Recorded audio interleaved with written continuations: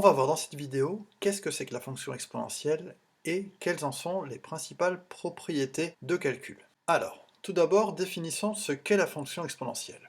Voyons cette propriété que nous allons démontrer et qui nous donne la définition de la fonction exponentielle. Il existe une unique fonction f définie et dérivable sur R, telle que l'image de 0 soit égale à 1, et pour laquelle on ait cette relation.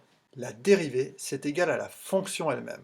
Cette fonction, on l'appelle fonction exponentielle, et ça se note exp, comme ça. Nous allons démontrer cette propriété. Nous n'allons pas tout démontrer. L'existence d'une telle fonction est admise, mais on va démontrer l'unicité. C'est-à-dire qu'avec de telles conditions, il n'y en a qu'une qui existe. Avant de commencer, démontrons que f ne s'annule pas sur R. Je rappelle que f, c'est cette fonction-là. La fonction qui vérifie f' est égal à f pour tous les nombres, et l'image de 0 est égale à 1. Je vais créer une seconde fonction, que je peux appeler h. Soit h défini sur R par la formule suivante, h de x, c'est égal à f de x fois f de moins x, où f, c'est la fonction qui m'intéresse. Je peux calculer sa dérivée parce que c'est un produit, et avec la formule de la dérivée du produit, j'obtiens que la dérivée est égale à, la dérivée du produit c'est u'v plus v'u, donc u', c'est-à-dire f' de x, fois f de moins x, plus la dérivée de f de moins x, c'est moins f de moins x, parce que c'est de la forme f de a fois x plus b.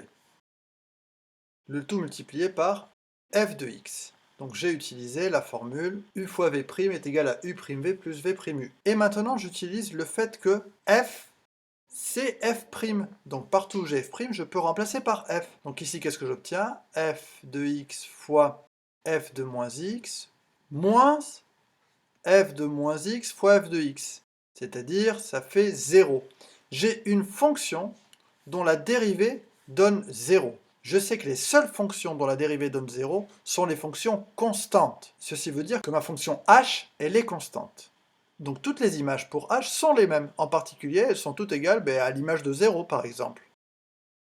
Mais l'image de 0, je peux la calculer. C'est f de 0 fois f de moins 0. C'est-à-dire, c'est 1 fois 1.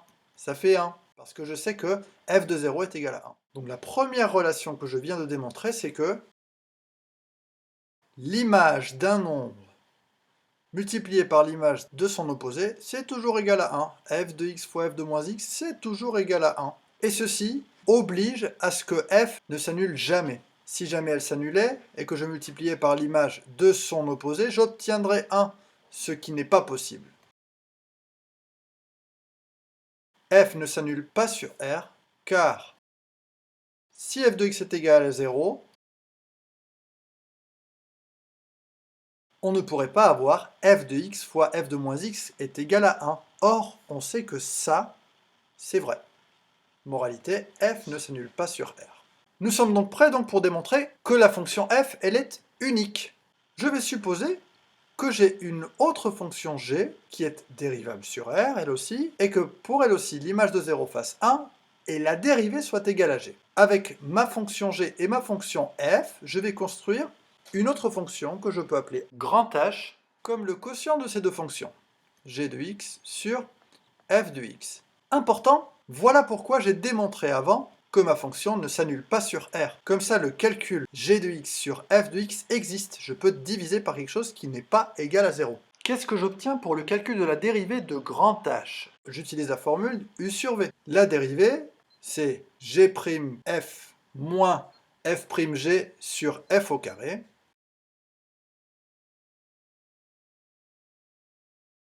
Dérivée d'un quotient, sauf que g', je peux dire que c'est g, et f', je peux dire que c'est f.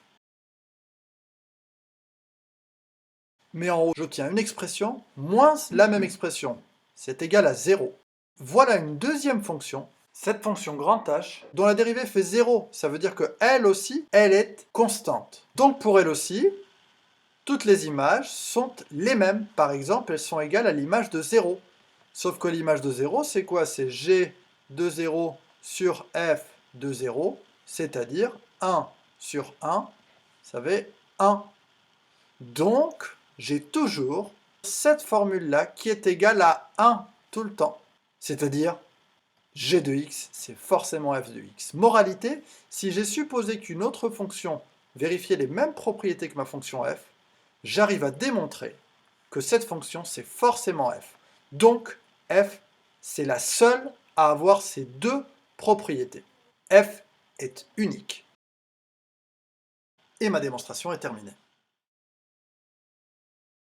Qu'est-ce que j'ai donc comme première propriété que je peux écrire avec cette notation? Cette fonction, elle s'appelle exponentielle et elle s'écrit exp.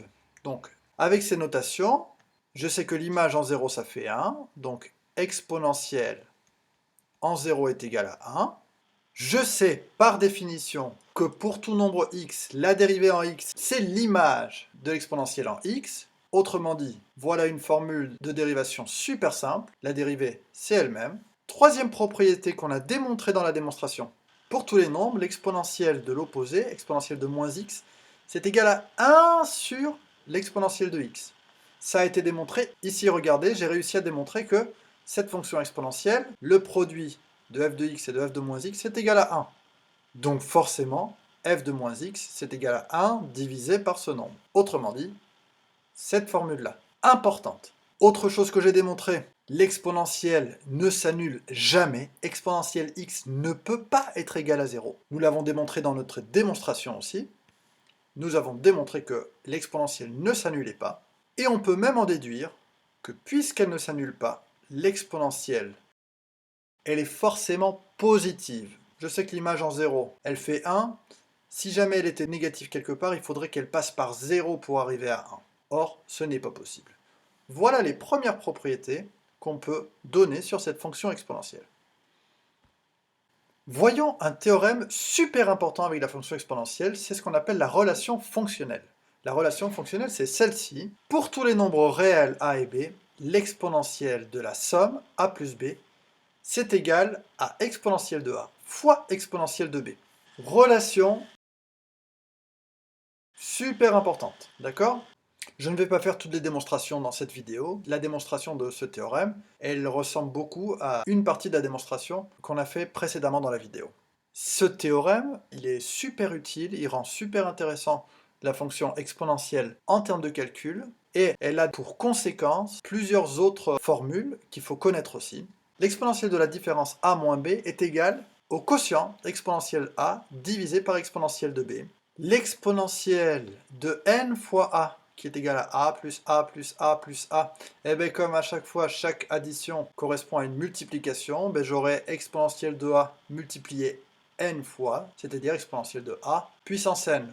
Ce qu'il faut retenir pour la fonction exponentielle, c'est qu'elle va me transformer l'addition pour les antécédents en une multiplication pour les images. Une dernière qui peut être utile parfois, c'est l'exponentielle de a divisé par 2, c'est égal à racine carrée d'exponentielle de a.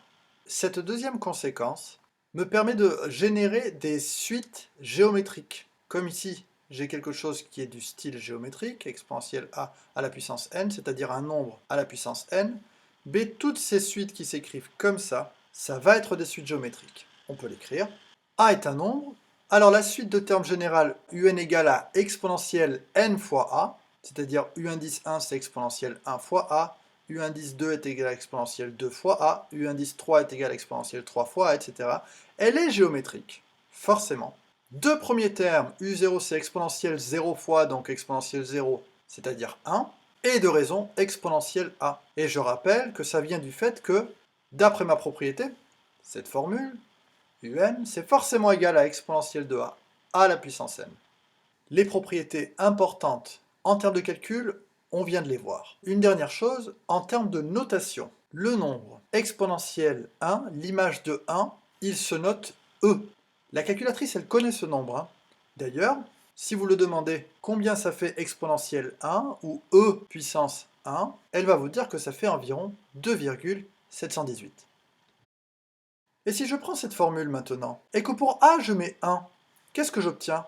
J'obtiens exponentielle de n fois 1, c'est-à-dire exponentielle de n, c'est égal à exponentielle de 1 à la puissance n. c'est-à-dire e à la puissance n. Le nombre e, environ 2,718, à la puissance n.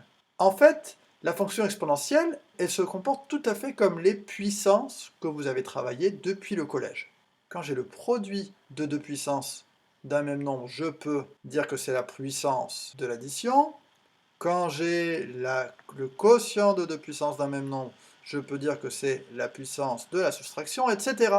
Donc, on peut garder cette notation et dire que exponentielle x, on va l'écrire e puissance x. Attention, c'est une notation, mais le nombre e, c'est vraiment un nombre. Un nombre qui tombe pas juste, mais dont la valeur approximative, c'est 2,718. Vous connaissez d'autres nombres qu'on écrit avec des lettres. Par exemple, le nombre pi, qui est environ 3,14. Eh bien, en voilà un deuxième, le nombre e. Toutes les formules d'avant deviennent beaucoup plus faciles à retenir. Je peux les réécrire. L'exponentielle de a plus b, c'est exponentielle de a fois exponentielle de b, exactement comme avec les puissances. L'exponentielle de a moins b, c'est exponentielle de a sur exponentielle de b. L'exponentielle de a à la puissance n, c'est exponentielle de n fois a. Celle qu'il faudra retenir en plus, c'est exponentielle de 1. Ça fait e environ 2,718. Et exponentielle 0, comme pour toutes les puissances, ça fait 1. Maintenant, il faut s'entraîner à utiliser ces formules-là dans des calculs.